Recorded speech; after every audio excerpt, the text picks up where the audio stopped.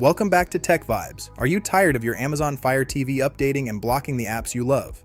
You do not have to worry about that anymore. Today I will show you how to block auto updates on your device.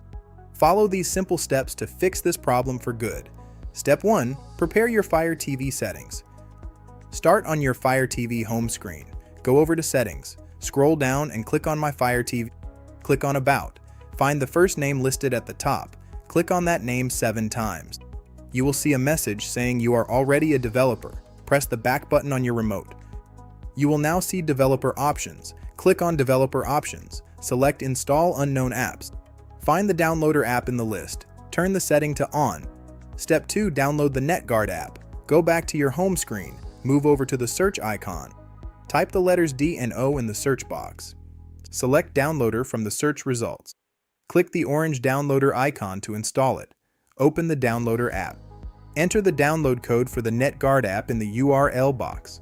Click Go to start downloading. Select Install and then open the NetGuard app.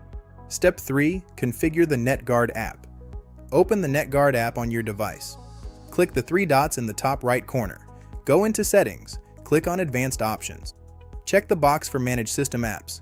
Press the back button twice to return to the main list. Scroll down the list to find Device Software OTA. Click on the Wi-Fi icon next to it until it turns orange. Scroll down to find System Updates. Make sure the Wi-Fi icon next to it is also turned orange. Step 4. Enable the VPN filter. Return to the top left corner of the NetGuard app. Toggle the main switch to enable NetGuard. Click OK on the prompt regarding the local VPN. Click OK on the connection request prompt. This will block your device from reaching the update servers. Step 5. Restart your device. Hold down the center button and the play button together for 5 seconds. Your Fire TV will automatically restart. You can also restart from the Settings menu. Go to Settings after your device reboots.